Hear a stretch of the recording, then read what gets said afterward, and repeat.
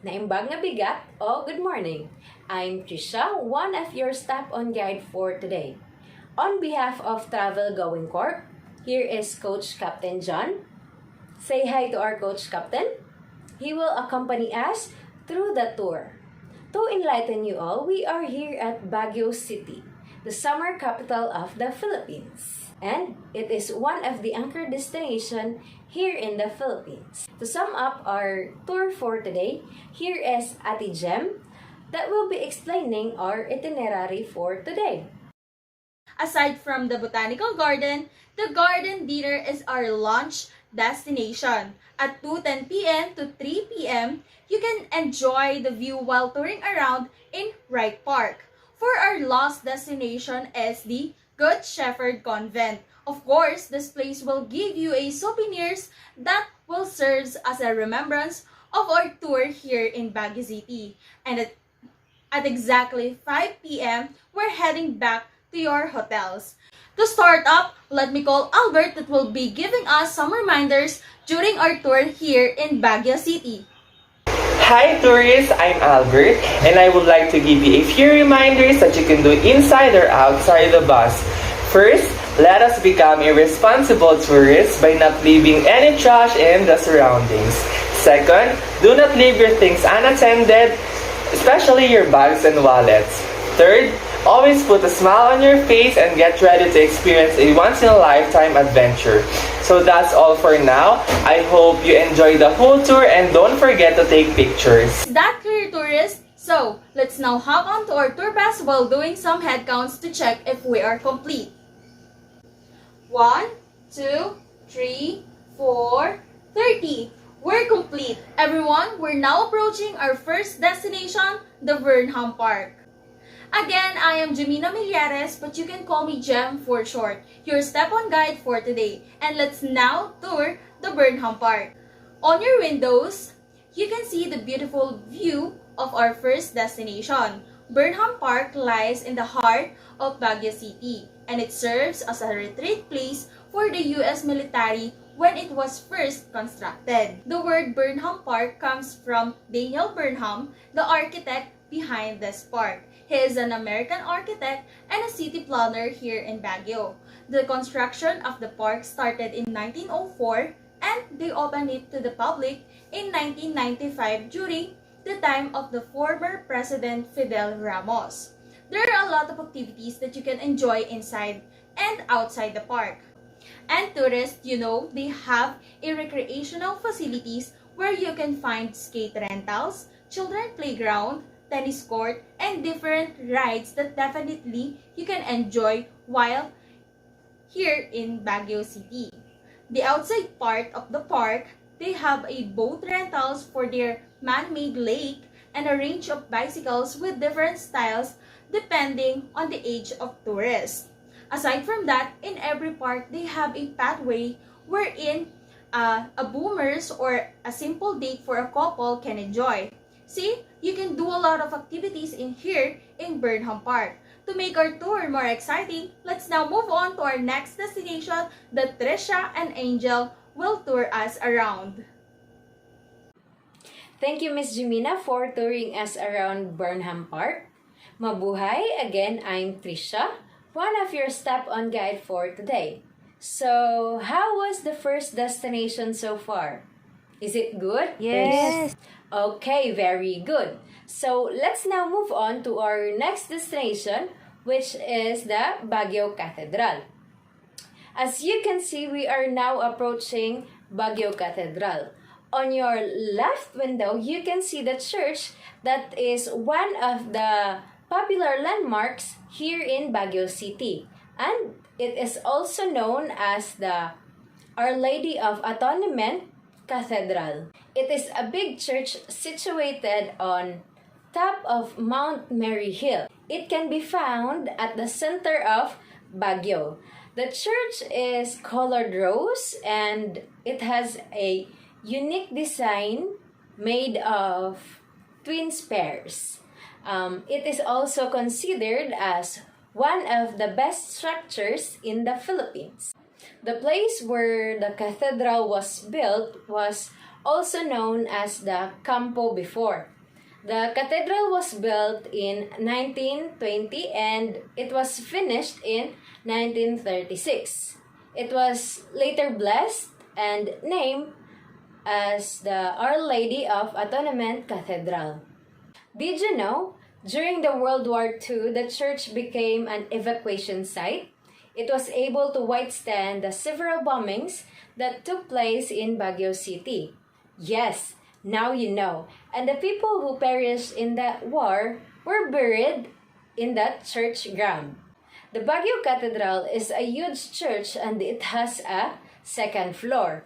Before we move on to our next destination, let me call on Angel to discuss and share with you some more information about our destination. Thank you, Tricia, for giving us knowledgeable information.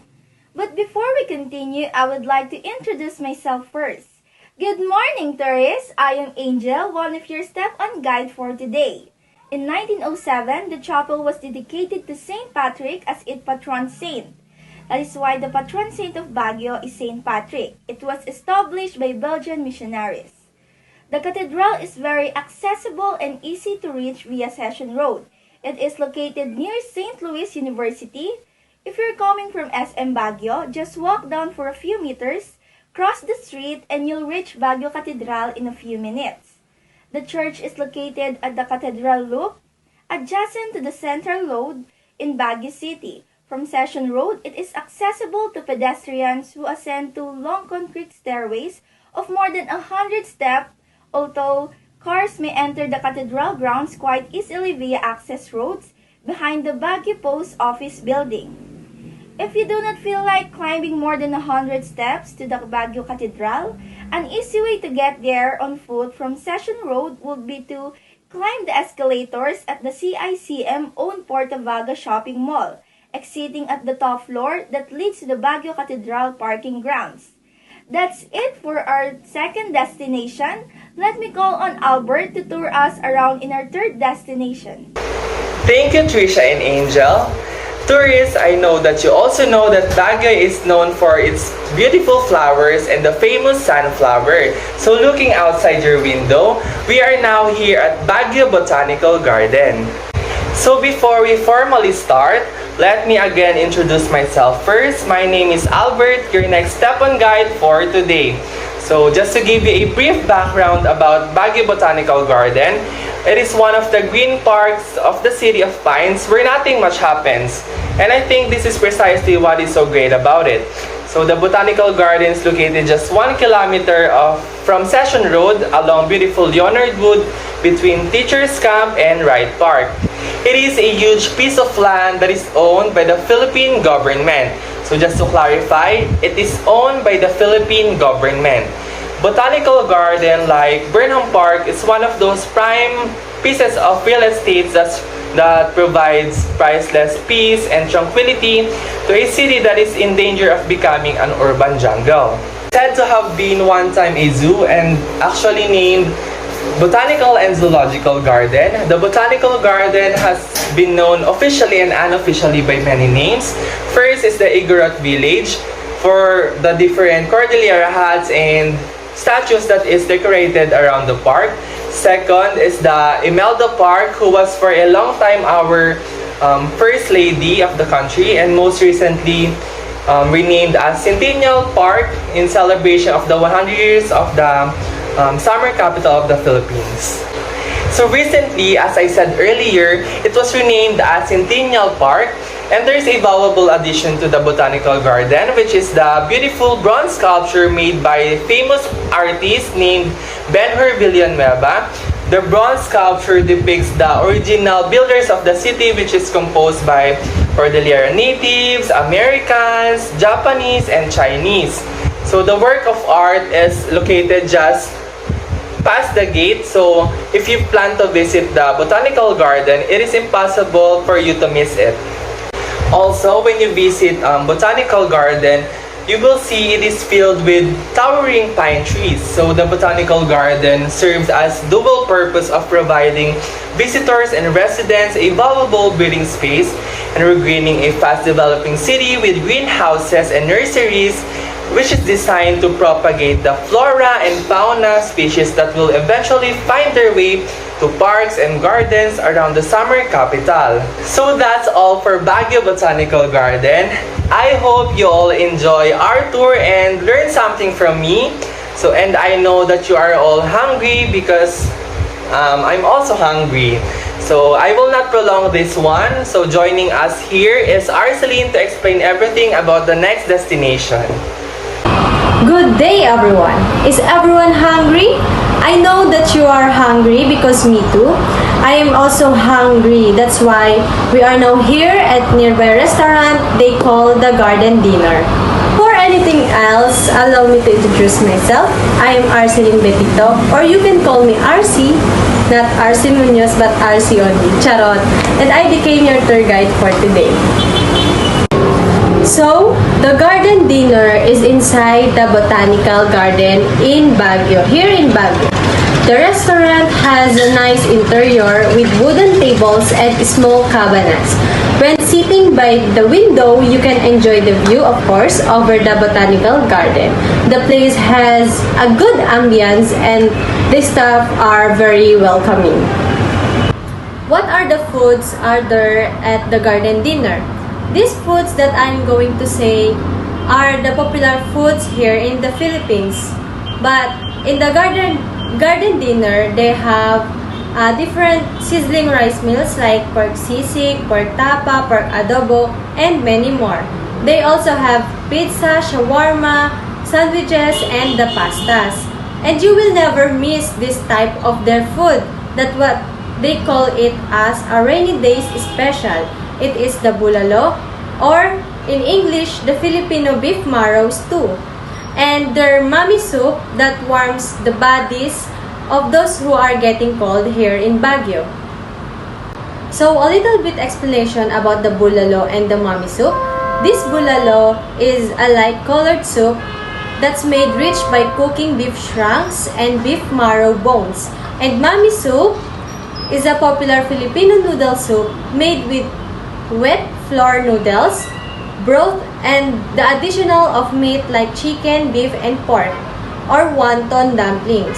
It is related to the pancit class of noodle dishes, and the noodles themselves are sometimes called pancit mami. So what are you waiting for, tourists? Let's go and eat! Is everyone full? Great! And now we will call on Cassie and Aubrey to bring you to our next destination. Good afternoon, everyone. My name is Cassandra. You can call me Cassie. I am your tour guide today, and I am assigned here to tour you here in Wright Park. Just like what Aubrey said for tour guide Aubrey, the Wright Park is named after the governor who served from 1906 to 1909. Today I'm gonna show you what it's look like the Wright Park before. Here, the picture that I showed you is the most iconic attraction here in Wright Park. So basically, that you can do here is horseback riding. Into your life, you can see how much it changed the area or the attraction. So what to see or do at Wright Park Baguio? You can ride a pony or horse.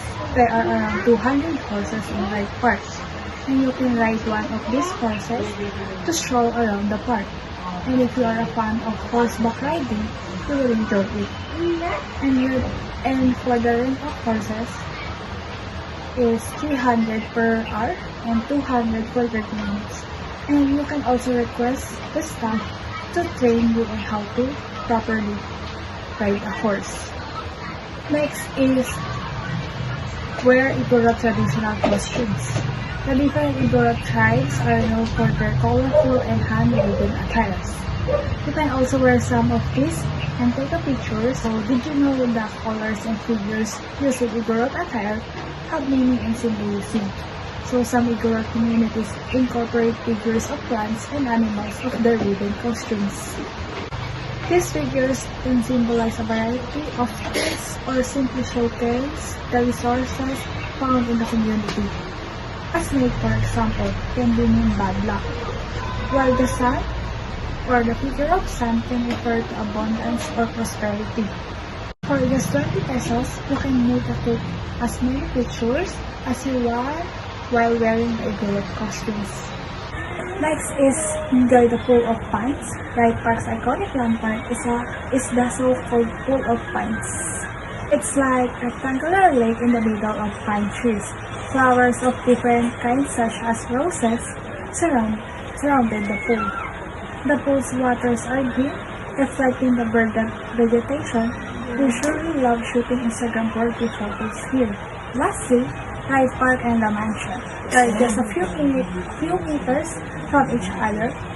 If you reach the Pool of Pines, you'll notice a distinct landmark at the end, which is the mansion. Aside from gazing at the American-style architecture, you can also check out the museum inside. The mansion is the official summer residence of the President of the Philippines. Is everyone having fun? Buckle up, because there is another destination that we need to visit.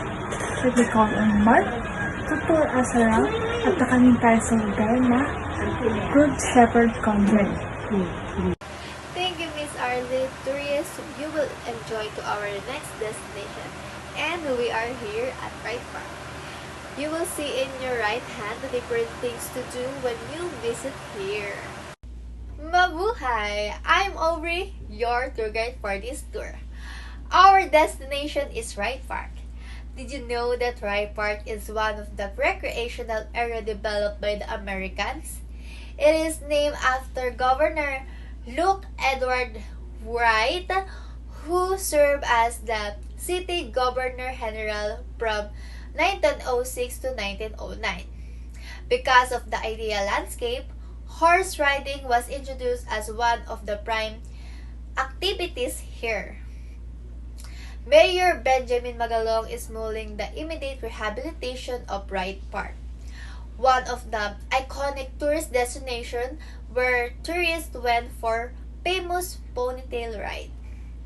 This was City Environment and Park Management Office, headed by Rene D. West, presented a 717 million development from Wright Park that would include a 397 million parking building during a recent management committee meeting presided by Magalong. Diwas explained that it is conceptualized as a traditional nature park infused with the adventure of horseback riding that made the area popular to residents and visitors for all these years. And now, let me pass the table to Miss Cassandra to discuss more details about Wright Park. Good day everyone, handa na ba kayong lahat for our last destination? Pero bago ang lahat, I want to introduce myself. I am Mark Cipriano, your tour guide for today. Let's start. So we are here at Good Shepherd Convent. Good Shepherd Convent has become one of Baguio City's most famous and cannot be missed souvenirs or treats aside from fresh strawberries. Home to the Mountain Maid brand, a wide range of sweet delights like purple yum yum, peanut brittle, and homemade breads. Good Shepherd Convent is run by nuns who originally whip up these delectable treats primarily help feed the needy. Its sweet success through the years until present has made it a long-running social enterprise supporting the local youth and other charity programs. Also, it established in 1952 through a mission started by Bishop William Brazier. The convent started adopting children and ministering youth from the Cordillera province, Apayao, Benguet, Ifugao, Kalinga, and Mountain Province. Aside from that, halina't tuklasin at alamin kung anong mga pagkain at produkto ang meron dito. The Good Shepherd Ube Chom is your favorite among all other. Pasalubong, it is usually sold out, especially if you head there on a weekend. Their products included strawberry jam, peanut brittle, snowballs, chocolate crinkles, among others. Dito na po nagtatapos ang ating paglalakbay. Sana po kayong lahat ay nag-enjoy at may uuwing mga bagong kaalaman at impormasyon na ay may babahagi sa ating pamilya At mga kaibigan, muli ako nga pala si Mark. Salamat sa inyong lahat. It's sad to say that we need to end our tour here, but before separate our ways, let me tell you a short story on how our land or the Philippines were discovered. A Portuguese man who is working for Spain is Ferdinand Magellan, who led an expedition to travel the whole world just to look for the purpose of finding a different spice. His journey is full of struggles and challenges. One day, he discovered a passageway to South America that was named after him, the Strait of Magellan.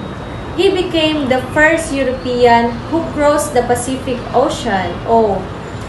And from that, in the province of Homonhon Samar, he discovered the Philippines on March 16, 1521, our Pearl of the Orient.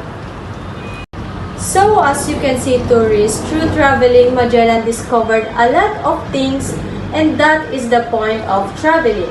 That is to discover a new things, of course, and experience an extraordinary adventure.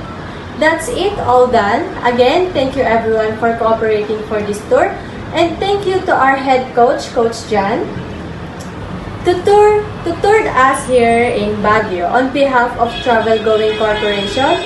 Thank you for supporting this incredible tour. And again, I'm RC, your step-on guide, signing off. I got my head out the sunroof, I'm blasting our favorite tunes out.